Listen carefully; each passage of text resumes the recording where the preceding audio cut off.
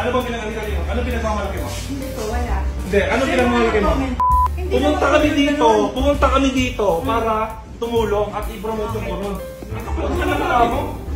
Tumutulong na kami. Sino ba pinagmamalaki nito? Ha? Ba't pinapayagan ninyo yung mga ganitong staff ng munisipyo? Dapat kayo ngayon gusto nyo mabigyan. Sino ba mayor dito? Sino mayor dito?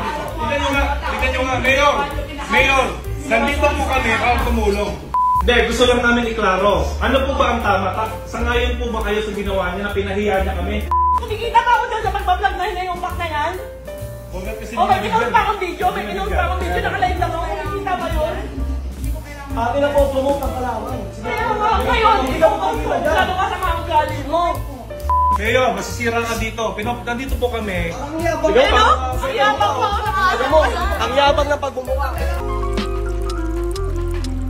So yun, yung kanina issue kanina ni Rosmar pati ni Rendon Labrador versus Coron Palawan. So binabasa ko yung kanina. Ito, yung sa Daily Inquirer ata. Parang nagbigay sila ng tie-up. For vloggers talaga siya. Or parang nagkakaroon sila ng team up with Coron Palawan. Kinita sila ng mga taga-Coron, tapos tinulungan din sila ng mga taga-munisipyo. Mga taga-munisipyo talaga. Sobrang public service. Dahil ganon, syempre, pag mga ganong event kasi maghahatak hatak ka ng mga tao punta kayo dito, mamimigay kami, ganyan. Although, hindi mo man sabihin na ikaw yung host, ikaw yung mag-host ng event, pwede mo sabihin na wala naman pamimigay. Syempre, magkakaroon ng word of mouth na ganito, mayroon pamimigay, ganyan. Tapos yan, tinulungan sila ng munisipyo. Then, nung binabasa ko, para siyang nagkaroon, team malakas kasi. It consists ng mga teams. Hindi ko kakilala yung ibang vlog. Siguro vloggers din ata itong mga nasa likod ni Rendon pati ni Rosmar. Ipakita ulit natin yung itsura ni Kita nyo. So, from Daily Inquirer. Inquirer.net. Pero yun, makita mo yung itsura ni Rosmar, talagang sobrang poker face. Hindi mo siya mahulaan. Hindi mo mahulaan kung nagagalit ko siya na inis. Well, bye. Pero siya nag-organize niyan. For sure, in-organize nila to. Tapos nakipagtulungan sila dun sa LGU. For sure. Tapos, typical na Rendon Labrador. Typical motivational speaker. Napakalupit na motivational speaker. Yung iwan mo kahit pamilya. Sobrang idol ka. Kasi hindi ako nag-iisip Basta ang alam ko lang, goal ko, focus. Kahit anong mangyari dito, wala akong pakialam sa inyo. Pag may taong hindi makakasama, iwan. Kahit pamilya mo pa. Tapos, yung context nung nagalit naman yung LGU sa kanila kasi nga hindi sumipot, ano ba? Hindi, parang hindi tinutulungan. Tapos parang hindi tinutulungan ng LGU. Or parang anong tawag doon? Ginagaslight ba? Sinusumbatan ni Rendon na tinutulungan na nga namin kayo, ganito, ganyan. Ginaganon niya yung LGU. Oh, may video. Live yun, ganun. Live? Oh, live nung sa event na yun. Hindi naman live. Ando sa munisipyo na. Pero naka-video kasi. Tapos dinuduro-duro niya yun. Naisip mo yun? Ikaw yung taga Manila. Ikaw yung nakipag-team up sa lugar. Tapos ikaw yung malakas grabe, Pero napakagaling, napakalakas. Napaka-strong mo, Rendon. Kaya siguro ganun yung motivation. Tapos pumunta ka doon sa ibang lugar, tapos doon ka magkamok, parang ganun.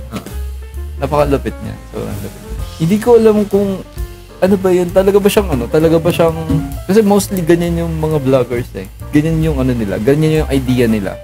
May magagawa silang mali, isang sorry then okay ba yung ganun? Pag nag-okay na ba, or pag nag-public apology na ba sila, tapos tinanggap ng tao, okay na yun? Or makakalimutan na ba ng lahat? Hindi ko alam paano nila, or part ba yun ng part ng marketing strategy nila, paano sila gumawa ng content? Baka doon sila sa virality pupunta.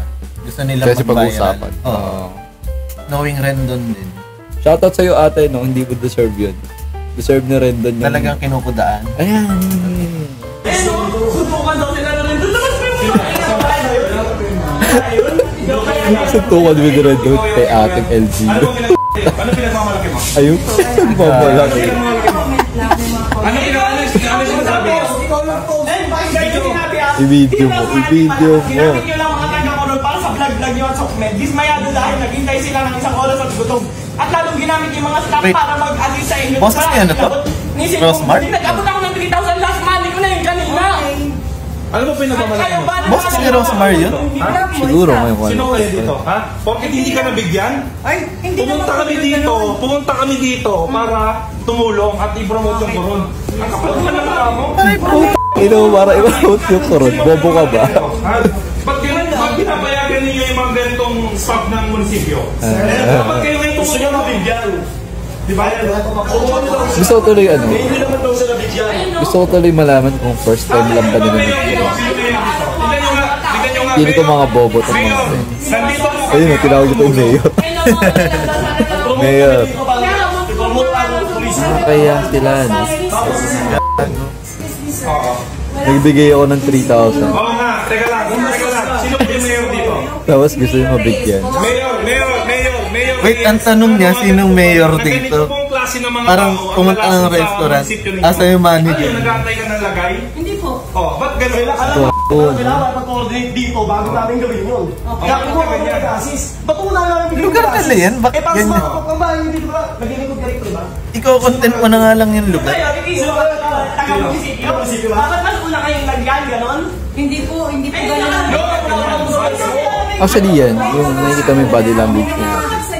Defensive na sila. Ganun. Superior.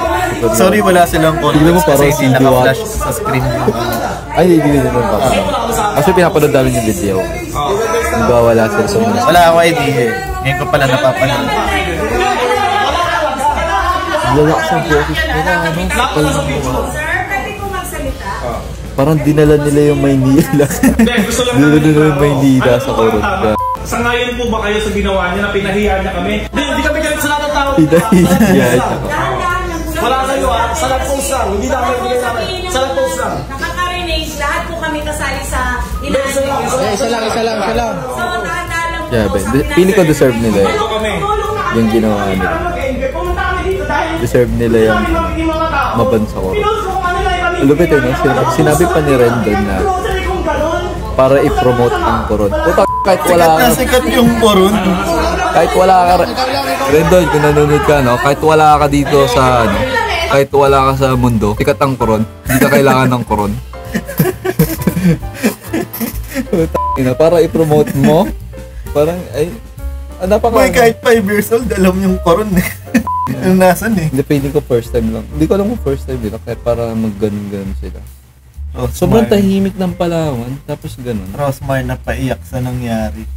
Ay kasi nga, nawalan siya ng 3K eh. Sino ba namang 3K tapos ganyan pa yung ano. Hindi, malaki yung Pero balik kung niya. yun yung boses ni Rosmar, Para kumakain ng ano, snacko. may nguya-nguya eh. Pero yun, first time ko siyang napanood. So, weird. Sobrang weird. Kasi parang, ano yun, may tawag doon, savior complex. Ano naman, savior ko. Ngayon ko lang narinig ganun. Ano siya, yung tingin mo sa sarili mo, ikaw yung tagalutas ng lahat. So parang kahit wala namang problema nga, pupunta ka doon, sasalaksak ka doon. Solve mo yung problema mo kahit ano. Pero baliw si Rendon talaga. Sobrang, ngayon ko lang na-appreciate yung pagkabaliw niya. Pang content material. Hindi ko alam kung ang target market ba niya, aggression talaga. Ano Or siya, ano. ulam lagi siya. Uy, yun yan. Shoutout nga po pala dun sa empleyado ng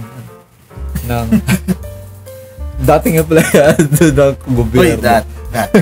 Oo, dati. Dati? Oo. So, yun yung progress. Shoutout nga. Shoutout sa'yo, unemployed person. Kung nanonood ka na mama mo, lagot ko sa mama mo. Pero for sure, dito pa pa rin ba? Pero lang, itatag natin. Oo, gagi. Sure ako, hindi na pa rin. Pero yun, tag na ito. Yeah. Pero sobrang lala. Yung, alam mo yun, o yung audacity ng para i-promote namin yung Palawan. Pumunta kami dito para mag-enjoy, para i-promote yung Palawan. Ha? Mag-enjoy, i-promote. Mag-enjoy siguro pwede pa.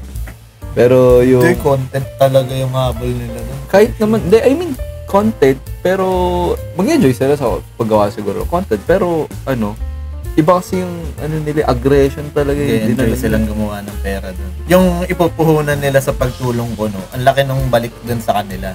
Nag-invest ka lang ng 3K, tsaka ano, pamamahiya. Ang balik niyan sobra-sobra. Wait talaga. Dapat yun, no? Ang lapit. Dinala niya yung Maynila doon. Parang dinala niya yung Asal Calle doon. Yan, nakapunta tayo ng Oo. Palawan. Sobrang warm ng mga tao. Promise. Pero naririnig ko lang before na, yun nga, kung ikaw compare mo yung mga kinukwento like nung tour guide, di ba sinasabi nila, madalas yung aksidente kasi nga ang bibilis ng mga sasakyan. Pero, parang, kung makikita mo naman yung mga tao sa kalsada, parang hindi naman sila ganun ka-aggressive talaga makipag-usap. Wala. Parang hindi mo makita ng sobrang hospitable talaga ng Parang Palawan. nga, ang pinagmamalaki di ba nila, ang kaibigan natin sila, kaya ano, iwan mo yung wallet mo. Kasi, Oo, yun yun yung nga. reserve mo yung buong mesa. Kunwari sa pasok. Wala daw kukuha. Alam mo Parang kung- one time ata, di ba, kinento niya yun, nasa McDo tayo. Hmm. Parang Japan, parang siya, talagang grabing, sobrang courteous talaga ng mga tao. Tapos, Dito, hindi mo pa nga nilalapag yung wallet mo, nakuha. talaga, totoo yun. Grabe. Sobrang Sobrang weird.